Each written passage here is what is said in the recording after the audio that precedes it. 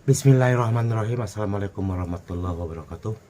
Selamat berjumpa kembali dengan sahabat-sahabat saya semuanya. Pada kesempatan kali ini kita akan membahas tentang kehidupan manusia mendatang, keturunan Satrio Piningit. Selamat menonton.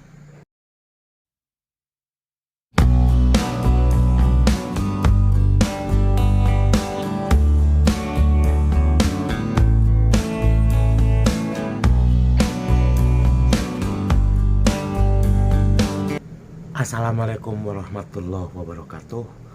Pada judul kali ini, judulnya seolah-olah bahwa saya sedang memprediksi masa yang akan datang. Sesungguhnya sih tidak.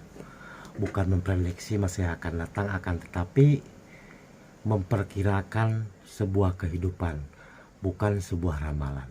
Jadi kita melihat tuh dari dua sisi. Yang pertama dari sisi biometafisika, yang kedua dari sisi ilmiah. Artinya bahwa yang namanya kehidupan itu tidak lepas dari hal-hal yang bersifat mistis dan bersifat nyata. Itu terjadi pada diri kita masing-masing yang sudah saya terangkan menurut versi leluhur kepada kita semua, termasuk kepada diri saya. Nah, bagaimanakah kehidupan seorang Satrio Piningit, keturunannya ini kalimatnya, yang akan kelak menggantikan manusia jenis barulah, barangkali seperti itu kalau kami menyebutnya adalah manusia osmos, yang diperkirakan mungkin sekitar 31 tahun lagi kita akan dimusnahkan oleh alam dan manusia akan digantikan oleh manusia baru sejenis manusia, seperti kisahnya sahabat-sahabat saya di alam metafisika, seperti bangsa jin, bangsa din, bangsa tin. Sedangkan bangsa korin itu tidak mengalami perubahan seperti bangsa jin, artinya mendiami bumi sebagai makhluk tunggal. Yang disebut korin sendiri adalah pendamping manusia, di mana ketika kita lahir Allah menciptakan makhluk gaib yang kasat mata yang bersamaan biasanya dengan kelahiran kita. Namanya korin, ada yang menyebutnya sebangsa jin lah, sebangsa apa, yang penting kan itu makhluk sakral aja, makhluk yang tidak terlihat oleh mata lahiriah seperti mata saya. Lah saudaraku, kalau kita secara ilmiah bahwa perubahan iklim, pemanasan global, hal-hal yang di luar logika seperti terjadinya banjir di Arab Saudi, kemudian terbentuk danau di Arab Saudi, kemudian juga air mengalir sungai, ikan-ikan hidup, tumbuh-tumbuhan menghijau di Arab Saudi, di Mekah sana, itu adalah merupakan, menurut pendapat beberapa kawan saya, itu merupakan tanda-tanda akhir zaman. Dan di negara kita sendiri di Indonesia itu kan yang namanya bencana hampir dikatakan bertubi-tubi kan, walaupun ada yang skala kecil gitu. Skala kecil itu maksudnya banjir di sebuah kabupaten, sedangkan kabupaten lain tidak. Nah itu sering terjadi. Kemudian gunung meletus, kemudian juga apa yang namanya penyakit-penyakit yang mulai perlahan terlihat oleh mata kita, sesuatu hal yang sesungguhnya pada zaman dahulu itu tidak pernah terjadi, kemudian terjadi pada saat ini. Nah, kita prediksikan ke depan seperti apa manusia-manusia yang disebut dengan namanya, kalau saya sendiri bersama dengan leluhur menyebutnya itu manusia osmos. Saya nggak tahu kenapa katanya osmos. Manusia osmos lah. Kalau menurut pendapat saya, manusia osmos itu adalah kelak manusia yang akan dilahirkan ke muka bumi menggantikan manusia sebelum hari kiamat. Nah kalau kiamat menurut pendapat saya nih, pendapat leluhur lah, kalau pendapat saya kan orang bilang wah terlalu hebat kan, terlalu mendahului Allah gitu kan, seperti itu kan. Nah kalau kita berbicara tentang biometafisika, orang-orang yang mempunyai kalimatnya ya, mempunyai kelebihan seperti seorang paranormal, seorang dukun kan, atau seorang indigo, itu kan dapat melihat masa lalu, sekarang, dan yang akan datang, walaupun tidak 100% benar. Ya mudah-mudahan saudaraku, pada kesempatan kali ini ucapan saya jangan menjadi sebuah petunjuk, jangan menjadi sebuah sebuah ramalan gitulah, anggap aja sebuah hiburan. Dan kalau itu terjadi Ya kebetulan, bukan ramalan, kebetulan aja, anggap saja sebuah hiburan untuk menaikkan rating saya di YouTube. Karena akhir-akhir ini YouTube saya turun karena saya ada kesulitan sekali untuk mentranslate ke bahasa asing kan. Walaupun sudah tinggal menunggu namanya itu surat dari YouTube itu itu namanya pin Google lah seperti itu kan, tapi belum nyampe kan seperti itu. Walaupun mungkin ya masih lama lah, tapi sekali lagi saya ucapkan terima kasih buat saudaraku semuanya yang sudah subscribe dan menyebarluaskan YouTube dengan channel moderator, karena tanpa dukungan saudaraku tidak mungkin bahwa channel saya itu akan berkembang, walaupun lambat tapi kan berkembang lah seperti itu, karena saya sendiri masih pemula. Nah saudaraku, ketika di tahun 2019 yang lalu, 2020, 21, 22, tiba-tiba muncul yang disebut dengan wabah lah, COVID kalimatnya kan. Itu adalah sesuatu hal yang tidak pernah terbayangkan oleh diri saya sendiri maupun mungkin oleh saudaraku semuanya. Akan tetapi sesungguhnya kalau di sejarah Sunda Galuh, penyakit seperti itu pernah terjadi di masa lalu. Sesungguhnya pernah terjadi, hanya namanya bukan COVID. Pada saat itu namanya itu mansek. Gejalanya sama. Karena tulisannya itu mansek gitu. Di dalam tulisan saya dan disampaikan oleh almarhum kakek saya itu baheula aya penyakit mansek teh nya sesak napas, kemudian pilek, batuk-batuk, tiba-tiba meninggal. Dan itu pernah terjadi bukan hanya di Kabupaten Cilacap, kemudian bukan hanya di Ciamis, akan tetapi sampai ke Sunda Galuh, Pagaruyung. Nah, pada saat itu di YouTube sebelumnya saya jelaskan bahwa Sunda Galuh Pagaruyung itu dipindahkan selama 3 kali sampai terakhir adanya di Palembang. Yang pertama kan di Kota Baru, Padang, kemudian dipindahkan lagi ke Medan, terakhirlah ke Palembang. Orang menyebutnya barangkali kerajaan apa gitu di sana kan. Sesungguhnya tuh dihilangkan kerajaan Sunda Galuh Pagaruyung. Sesungguhnya namanya itu yang yang paling terkenal memang Samudra Pasai. Nama Samudra Pasai itu nama raja, walaupun keluar dari konteks judul, akan tetapi harus saya selipkan tentang sejarah. Karena kalau saya mengupload sejarah nggak laku, orang Indonesia itu sudah pintar-pintar, sudah cerdas-cerdas, jadi sudah lebih percaya ke Yahudi daripada percaya dengan orang leluhurnya sendiri kan, seperti itu. Sejarah yang ada di Indonesia tentang sejarah Sunda Galuh, Perang Ubat itu kan ceritanya diterbalikkan oleh Yahudi, seperti itulah. Lebih percaya ke mereka daripada percaya kepada ucapan saya atau leluhur saya atau almarhum kakek saya. Itu pun bukan sebuah permasalahan. Nah, saudaraku, dengan ciri-cirinya bahwa manusia osmos itu mempunyai kemampuan yang sangat luar biasa, kecerdasannya itu seorang manusia osmos yang lahir di Nusantara, kalimatnya di Indonesia, itu melebihi kecerdasan Yahudi. Dan hidupnya itu soliter, menyendiri, berkelompok, bukan menyendiri, berkelompok. Jadi kalau dia satu RT, ya satu RT dia bergaul, gak mau dengan yang lain. Tapi ada yang ditugaskan untuk bergaul keluar, yang berhubungan dengan luar gitu, seperti si A gitu, dia ditugaskan untuk kemana gitu berhubungannya. Nah, usahanya pun berbeda dengan dengan sekarang. Kalau sekarang itu kan kita belanja ketemu pembeli, nah, nanti itu yang namanya jualan itu tidak seperti sekarang. Akan tetapi memang kebanyakan online system. Sekalipun dia belanja belanja terasi, garam, semuanya itu online. Itu diperkirakan itu ya setelah 31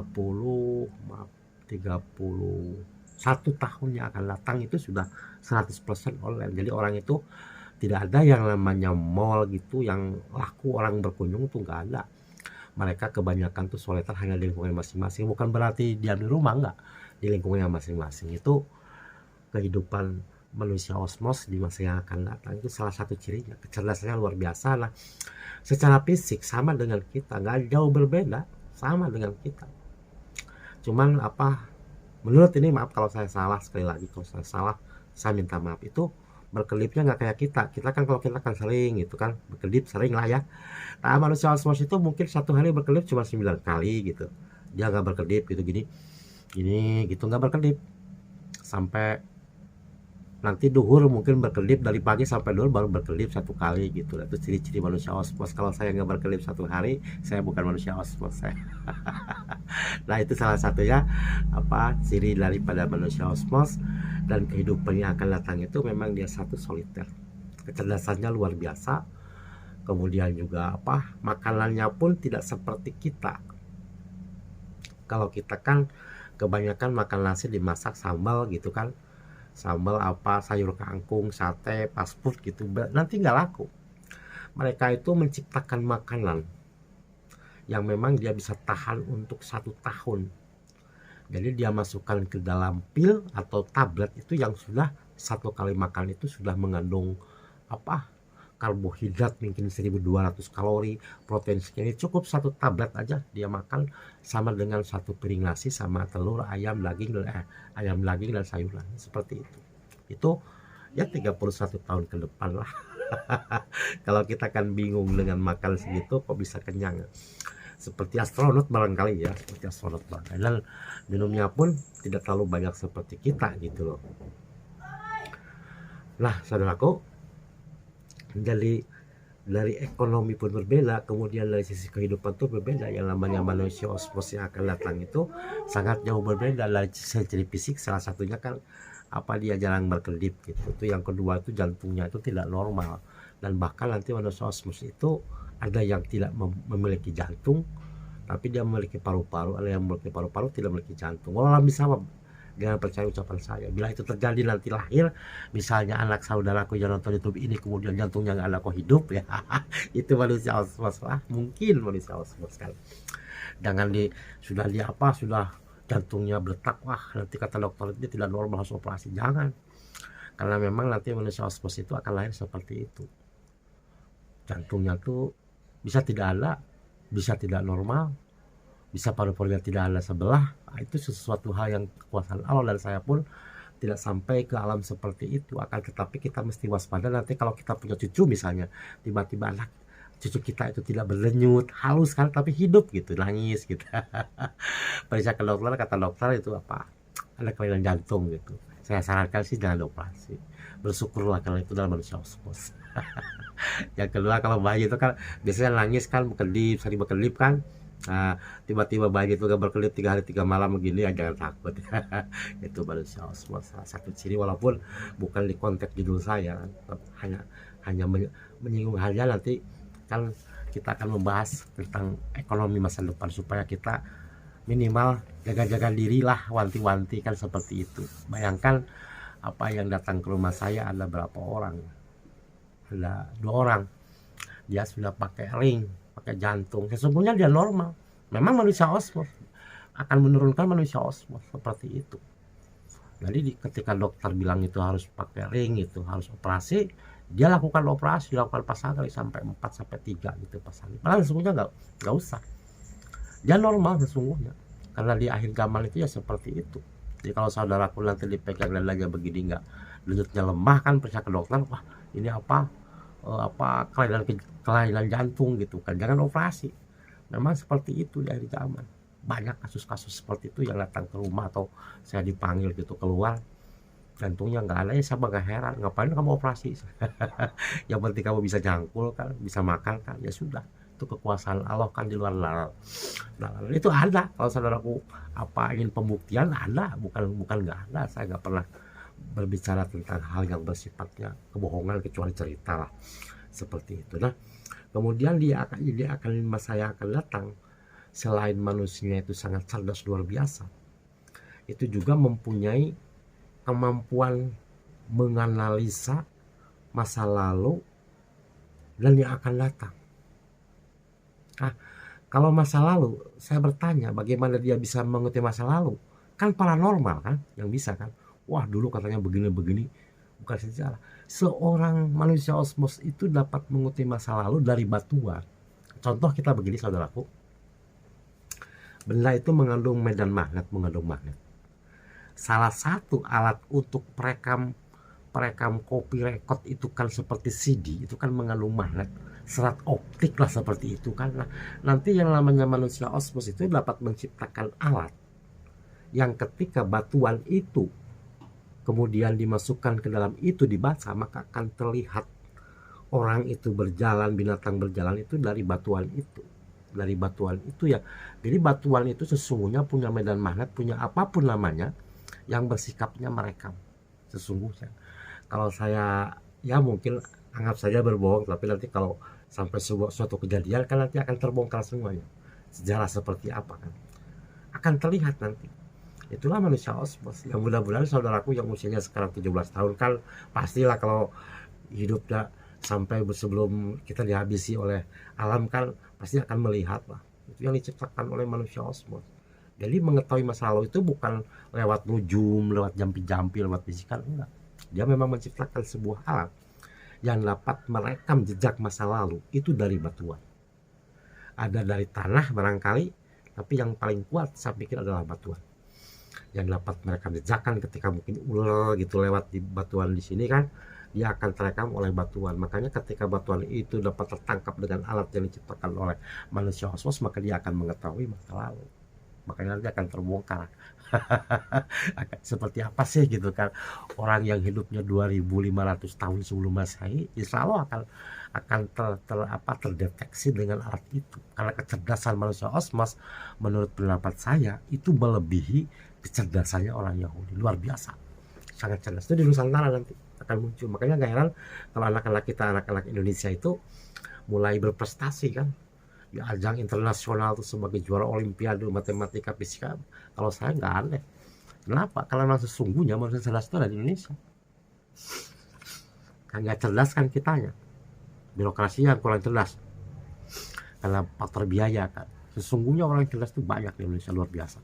Akan tetapi ya itulah sulit untuk dicapai karena kan kita bukan belum adil. Jadi untuk membiayai mereka menjadi orang yang hebat itu kan perlu biaya yang luar biasa seperti penelitian gitu kan. Nah, itu ada di Indonesia. Nah, saudaraku, kehidupan di manusia osmos yang akan datang nanti itu seperti itu. Tidak jauh dengan kita, akan tetapi ada sebuah perbedaan yang sangat signifikan. Dan mereka pun tidak mau ketemu dengan orang yang tidak kenal, nggak mau ya. Dan memang lebih disiplin, sangat disiplin. Yang namanya manusia disiplin. Kalau hidungnya sama, mungkin yang mancung ada, yang pesek ada kan sama, kumis semua sama, gigi sama kan. Akan tetapi perbedaannya itu secara fisik ya dapat terlihat itu ya dari jantungnya dipegang, kemudian dari matanya dia berkedip. Kalau ngobrol sama sampean kelak lah ya gitu kan, ada anak ini kok nggak berkedip itu sampai 2 jam 3 jam 4 jam, itulah manusia osmos. Mudah-mudahan berbahagia saudaraku. Nanti kalau punya cucu seperti itu jangan kaget ya, seperti itu. Mudah-mudahan sih ya terjadilah gitu. Tapi kan namanya orang Indonesia kan nanti dibilangnya saya Kang Ina melebihi Allah katanya. Ya makanya kita harus ilmiah lah kan seperti itu. Karena sesungguhnya kan kekuasaan itu kan datangnya dari Allah. Ketika Allah membuka sebuah rahasia sir namanya kan, orang akan tahu masa lalu sekarang akan datang. Tapi kan sulit, dari sekian juta mungkin cuma 1 orang, mungkin bagi para nabi rasul, para wali kan mungkin seperti itu, atau mungkin para pendeta, para pastor kan, para biksu yang selalu mendekatkan diri kepada Tuhan yang Maha kepada Allah Subhanahu wa Ta'ala. Barangkali seorang ustaz yang dapat mengetahui masa lalu sekarang akan datang. Barangkali seperti itu saudaraku. Mudah-mudahan bermanfaat buat saudaraku. Terima kasih. Wassalamualaikum warahmatullahi wabarakatuh.